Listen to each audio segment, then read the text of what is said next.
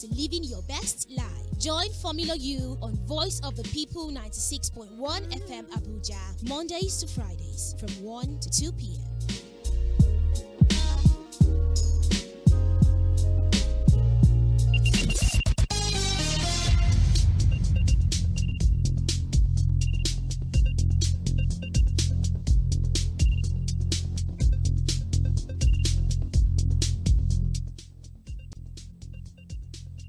Formula U is the program.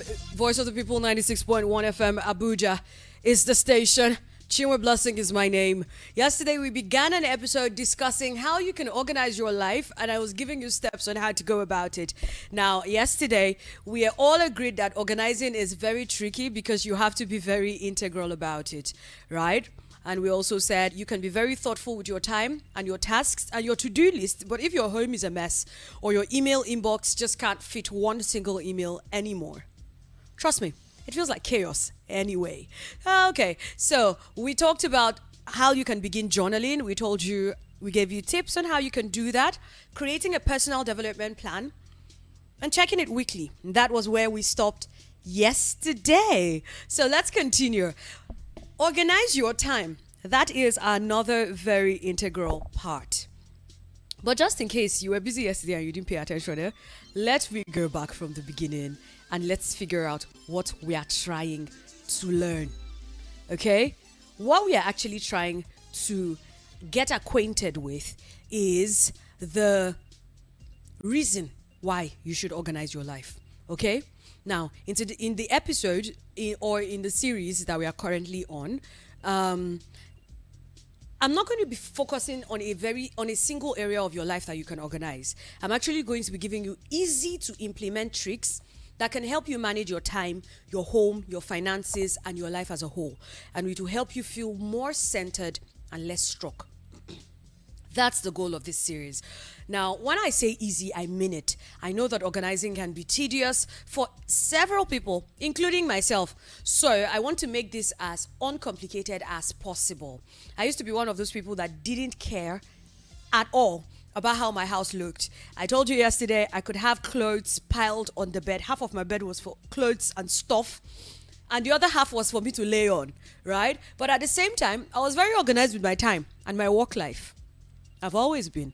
However, you'd see my house a couple of years ago and you wouldn't believe that a young independent woman ever lived in it because it was simply not matching with my hardworking lifestyle. So now, let's find a way to fit that into your own lifestyle. Get it? Now, one of the major problems I had was I was a hoarder. And honestly, I couldn't care less about cleaning or organizing my space. I would leave food stains and liquid spills all over the floor. I know, it's really disgusting. But if we're being honest with ourselves, some of us that are listening to this show right now, we are doing the same thing, right? Now, don't get me started on the clothes and the purses and the shoes that were just never in the closet where they were supposed to be, or on the shoe rack, or on the stands, the bag racks. In fact, at some point, I only had a closet space, like I had a regular wardrobe. I never really had a shoe rack or a bag rack. Okay? I didn't have the right items. I didn't have the right tools to help me be organized, and I never even used the ones I already had. Well, the thing is, step by step, I started to put everything in place and developed a cleaning routine that wasn't super ambitious for me. Okay? And that came when anxiety struck me real hard, and I realized that, the space surrounding me was a reflection of what was going on inside of me. I don't know how I got to that conclusion, to be honest, but that is the thing. And I took action and I started to put everything in place, and I developed, like I said, a cleaning routine that worked for me and wasn't too tedious or wasn't super ambitious for me. Okay, I wasn't trying to be the most organized person in the universe. I was just trying to do the basic minimum and take care of my space. Okay? And all I want to do with this episode, or this series, episode by episode, is to show you that you can do it too. Yesterday we talked about how you have to organize your mind, and now we're looking at the different ways that you can organize your mind, because to organize your life you need to understand what you need, what you want to keep, and what you want to let go of. Okay, so You can start journaling. We spoke about why you should start journaling.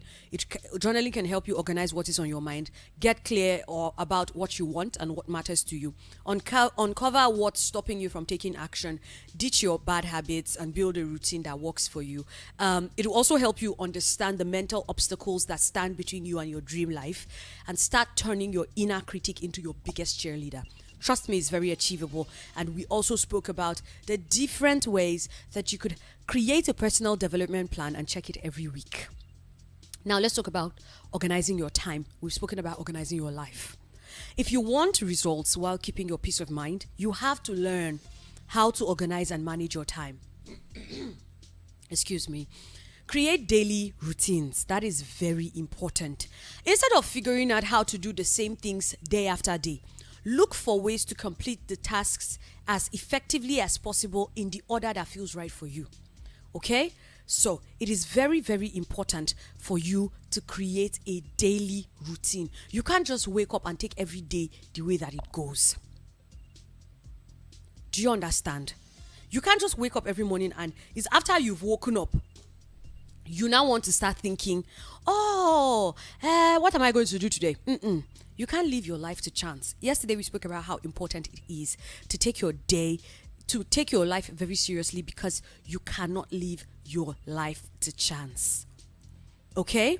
Now, I'm going to talk to you a little bit about different morning and evening routines that will set each day up for success for you.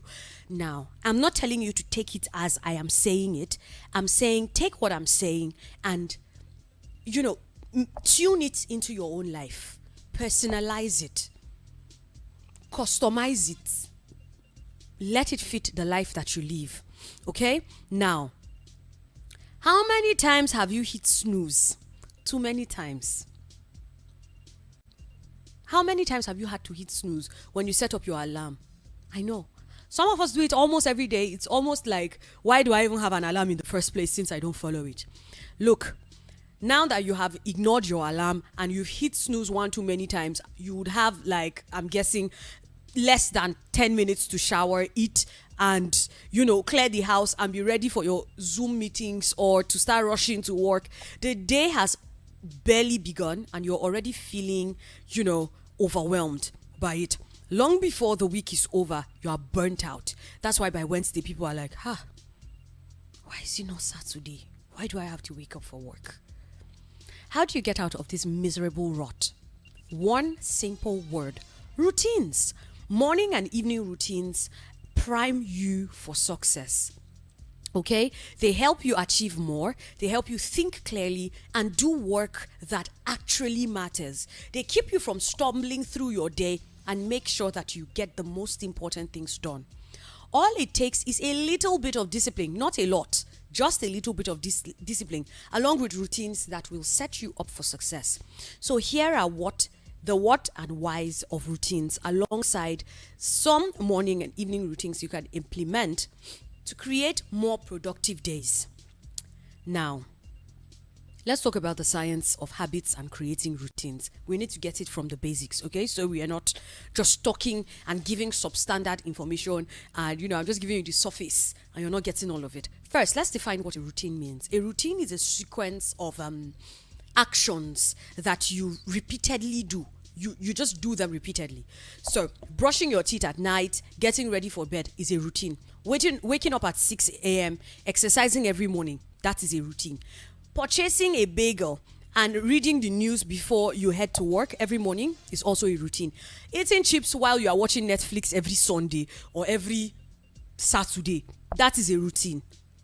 They are all actions that happen again and again, a rhythm in your life.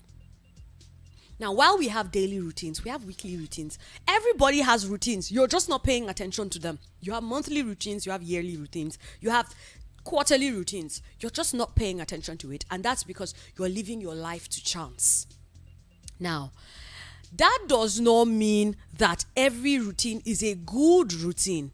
Okay? They are simply routines by virtue of them being done regularly. Helpful or not, every routine is very powerful.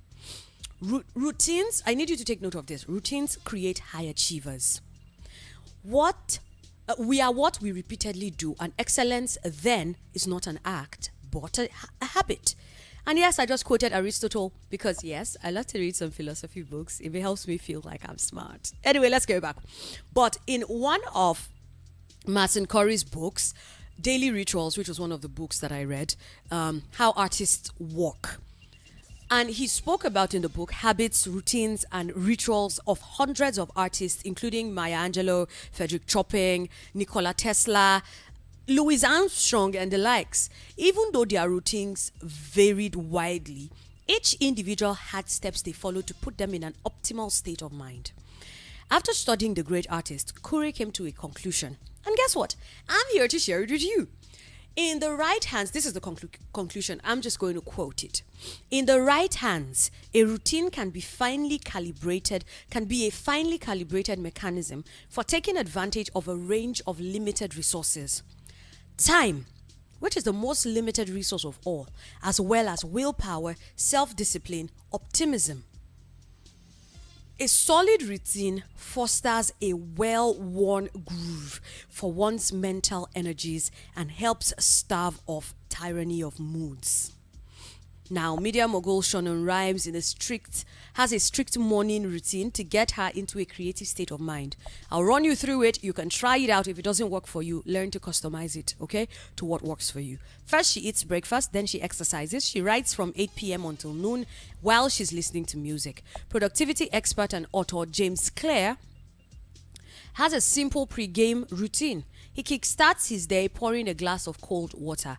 Whether it's a multi-step routine or a single-step routine, whatever the act is that tells your brain it's time to get into work mode or whatever mode that is needed, high achievers tend to find routines that work for them and that they can stick to. It's typically something they credit as core to their success. Routines put our brains on autopilot, but what makes the routines of high achievers so powerful? As it turns out, we are creatures of habits, and we can only use that to accomplish whatever it is that we want. Right? Now, let me tell you how this works out. Something happens that serves a cue to your brain, putting it in automatic mode. A simple example is waking up. When I wake up, my brain immediately knows that it is time to turn on the coffee machine. Well, personally, when I wake up, my brain automatically knows that it's time for me to change into my exercise outfits and go work out for 15 minutes.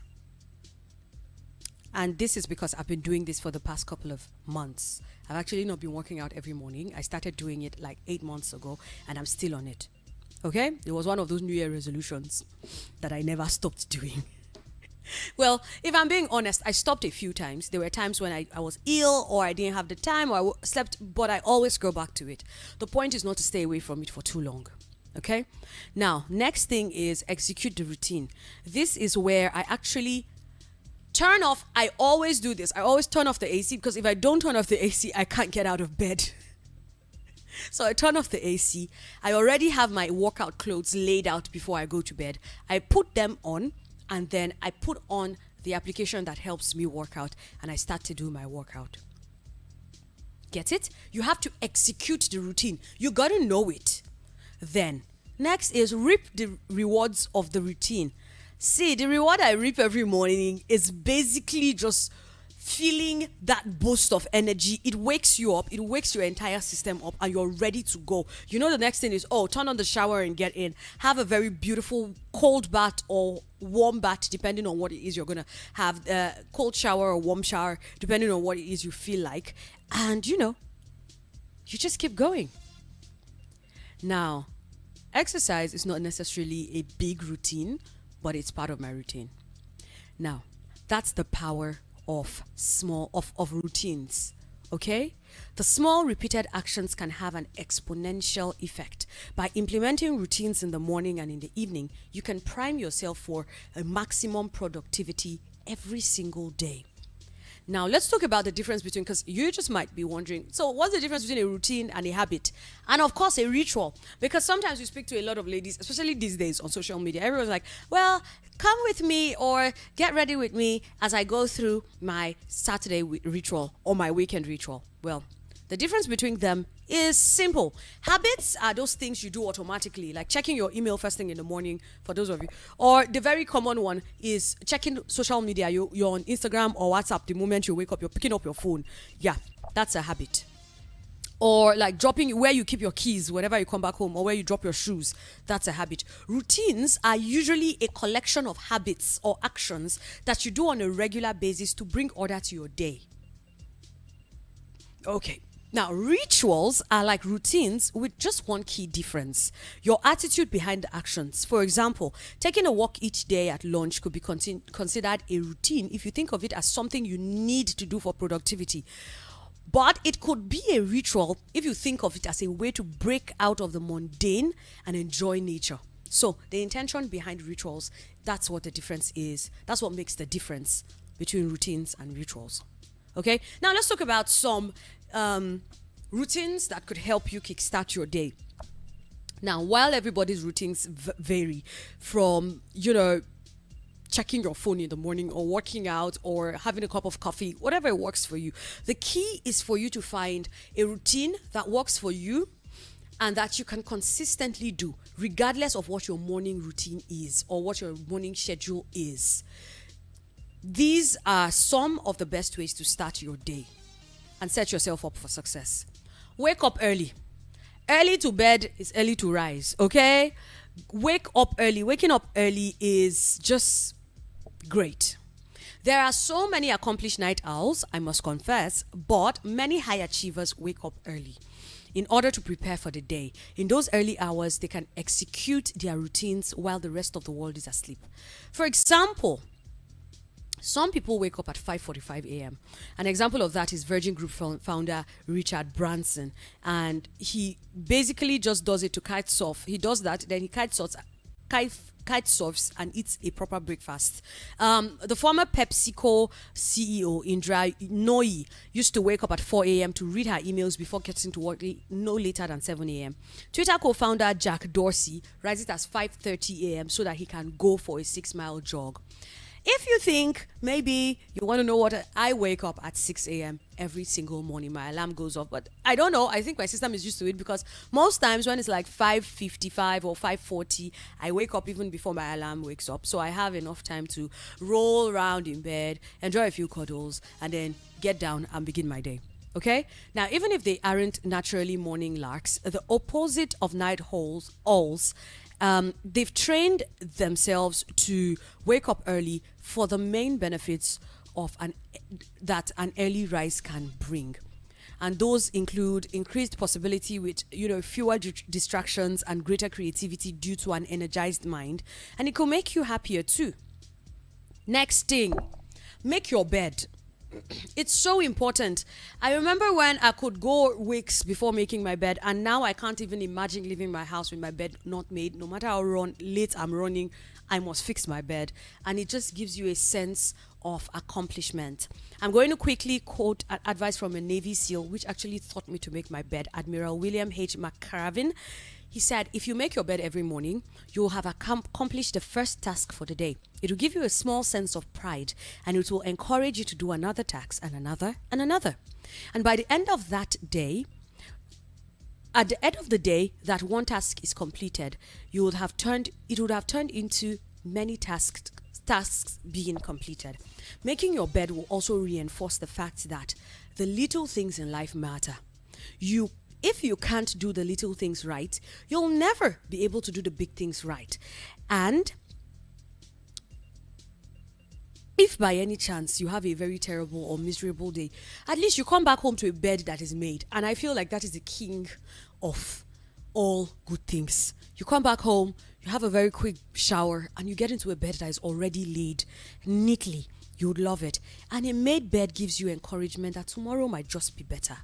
So it's all about the small things. This other routine for the morning, I personally don't engage in it, but you could do it. is reciting affirmations. Affirmations are just positive statements that you can use to reframe how you think about yourself every single day. I replaced affirmations with prayers. So go ahead and do that if you want. Get some exercise if you want. That is very important. Look, there's so many things about exercising in the morning. It makes your day a lot better. Trust me, I exercise for my mood more than I do for losing weight. It just makes you feel a lot better, and it can take your day from 0 to 100. Now, never ever forget to take breakfast in the morning. I know what they've said. I've tried what do they call it, intermittent fasting, and I know I had a crappy mood most of the time, but whenever I have a good breakfast, I have a pretty good day.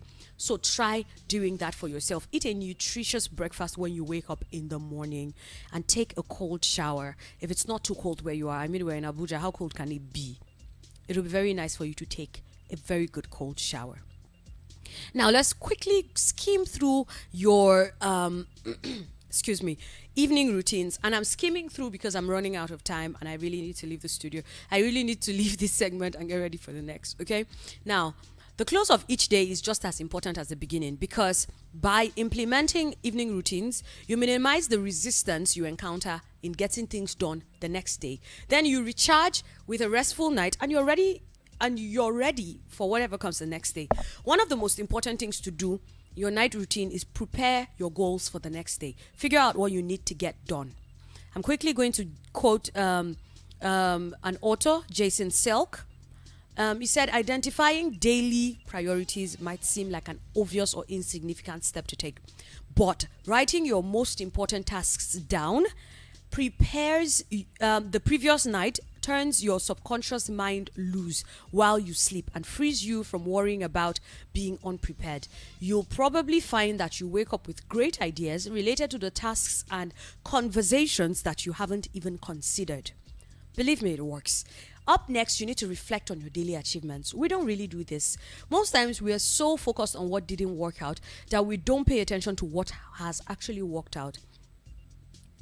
Pay attention to your small wins. If you reflect on the things that you did right, on your successes, that allows you to celebrate every little success. It allows you to realize how much you've done right, the good things you've done in your life. Another thing to do is clear your head, unwind. Personally, once it's 9 p.m., my phone starts to go down. Calls don't come in anymore, and I'm getting ready for bed. I'm unwinding. I'm clearing my head. Okay? Don't take walk to bed. Some people meditate, some read lightly, some turn on a movie or a television show and they just watch it until they fall asleep. Another thing to do every night is journal. Make sure you do a brain dump of all the thoughts that are in your head. Okay? Very, very important. I'm going to quote Warren, the Buffer CEO, Joel Gascoigne. Yeah, he clears his mind from the day. He says, for me, this is going for a 20-minute walk every evening at 9:30 p.m. This is a wind down period. It allows me to evaluate my day's work, think about the greater challenges, gradually stop thinking about work, and reach a state of tiredness. So I take long walks in the evening, but usually before 9:30. And when I do this, I'm just thinking about a lot. And because I have some sleep issues sometimes, I take a run on my way back home. It helps me tire myself. So by the time I've had a shower and I'm in bed, I'm really ready to sleep. Okay? Another thing to do is prepare for the next morning. One of the things I say to do is pick out the clothes you'd wear, pack the food you'd eat, or at least figure out what you're going to eat if you want to prepare it earlier. If you make coffee fresh, well, prep your coffee maker and organize any work-related materials. Your bag should be packed a night before the next morning, and that will give you more time to do other things the next morning. Okay? Another thing is practice a proper sleep hygiene. Stick to your same sleep and wake up schedule. What time do you go to bed? Do you go to bed at 10 and wake up at 6? Do you go to bed at 11? Make sure you do that. Put your computer and your laptop on night mode or sleep mode. Set the temperature in your room, if you have an AC or a fan, to a very cool degree, between 15 to 18 degrees Celsius. It helps you sleep. Make your room as dark as possible, and I wish you the best, basically. Now, to develop a consistent morning and evening routine, try creating a checklist that you walk through every morning and night until it becomes ingrained in you. You can also use your phone to automate the first step in your wake-up routine. For example, you can use your alarm to trigger Spotify to automatically play your morning tunes. While building routines may feel tedious at first, try to stick to it. After a couple of weeks, I promise you, you're going to get a hang of it and you'll find them seamlessly folding into your daily life and you can reap the benefits thereof. I do hope we learned a little bit of something in today's episode. When we come back tomorrow, we're going to continue with how you can schedule your workouts and making lists. We're going to look deep into these matters. Hopefully, we get a more productive life. Stay tuned because we continue our matters with, well, you guessed right, industry. And today we're going to be talking about still content creation because I started that yesterday. Today we're looking at how you can actually grow your Instagram accounts. If you're interested in it, stay with me.